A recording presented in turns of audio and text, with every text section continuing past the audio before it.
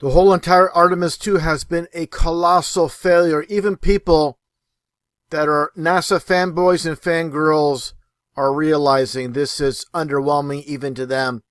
They expected much more than seeing a bunch of astronauts eating in space. What a complete joke.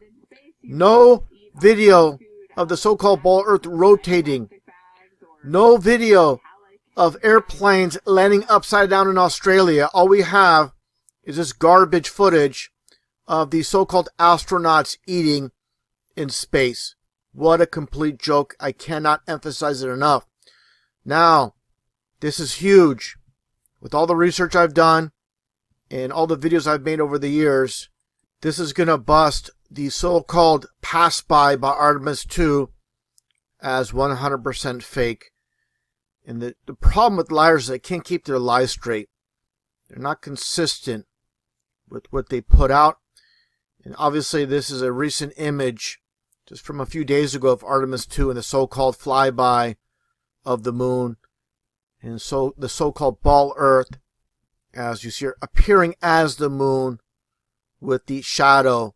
It's like a duality aspect from people on Earth seeing the moon as a crescent. We're seeing Earth as a crescent as well. That gets into this. For those that remember, 2 years ago, I made a video on iSpace, the so-called privately run space program that's operated by this individual here, Tanishi Hakamada. And nothing but mockery with what he says here in this clip I'll show later. But this is the real mockery right here. This image, so-called pass by the moon from 2 years ago, looks nothing like what Artemis 2 is presenting. Not even close. The people running NASA, the CGI creators, the AI creators, they need to collaborate closer with those in Japan faking space as well.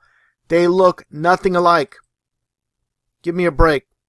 How people are blind to the reality of fake space and the individuals throughout the world faking space. They're working all together. We'll get more of that. But this is 100% proof. Cannot have two images so far off of the so-called pass-by of the moon. Not even close. And that gets into the name itself of iSpace. Just like the iPhone, it's always the occultic angle with these people propped up in this world. It's all about the all-seeing eye of Lucifer. So again, it's all about the occult, the hidden, in plain sight. And that gets into this clip that I played again 2 years ago. Take a look here and take a listen. This first image, Hakamada-san, look at it. It's just beautiful. Yeah, beautiful and then very incredible. So we have here is again Hakamada-san, and taking a page out of Elon Musk's book here. When Elon Musk once stated, you know it's real because it looks so fake. Let's get right to it. Doesn't this look amazing? Well, this is real video, Yes. not CG. No, it's amazing. And Hakamada-san states this is real video, not CZ, referring to CGI. So just again, they're all in the same club, and how they love to mock the masses in plain sight. And that gets into this. This is a presentation in Europe, in Luxembourg, and how this European Space Agency is working with iSpace with the transportation aspect and this mini rover. But let's get right to it. You're going to hear this individual, 30 years in the so-called space industry. Her name is Geraldine Nadja. She's going to be introduced by this individual, and take a listen to what is said here by her. She's been, again, in the space industry for 30 years. So all these people at the top, they know obviously what they're doing. They're faking space. Let's get right to it. And truth in plain sight, as I said many times, with all the lies, they have to give us the truth. This is a aspect of duality taking place. Geraldine Nadja, Director of Commercialization at ESA, and then Marc Serres, CEO of the Luxembourg Space Agency. Thank you, Gilles. Thank you.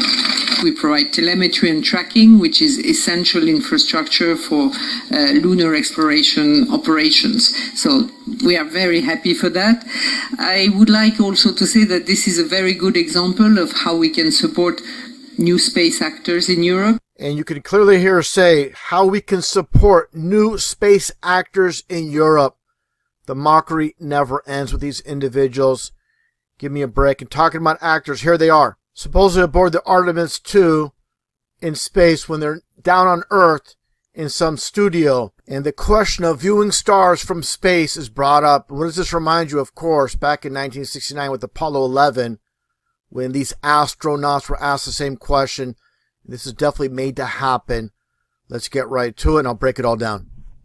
I wonder, do you still see stars in outer space? Coolest part of those stars is they do not twinkle at all.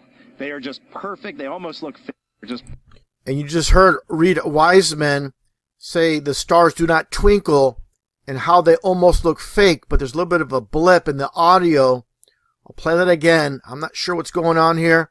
Done by NASA, or just so happened to happen when he says the word fake. Let's play that one more time. They're just perfect. They almost look fake. They're just perfect pin. And there you go. He's talking about seeing the stars. They go on to say how you can see the stars sometimes when there's light from Earth. It's hard to see and so forth. But let's get here. What does this remind you of with this interview again from Apollo 11, supposedly right after? And let's get right to it. When you looked up at the sky, could you actually see the stars and the solar corona in spite of the glare?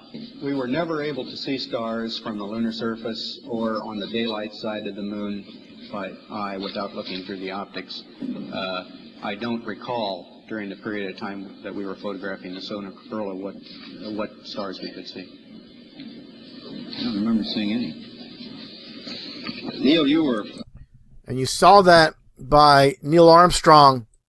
You can almost see it like he's nudging Michael Collins here, like, hey, you're not supposed to say that. Then he whispers something. You can see it right here. Something comes out of his mouth. And then he nods over to Buzz Aldrin that continues on with the questioning like this wasn't supposed to happen. Nonetheless, with these three goons on stage, they look very uncomfortable. They're trying to get their story straight. They don't look excited or happy after supposedly accomplishing something so monumental. They're just so focused on getting their lines right, trying not to screw up.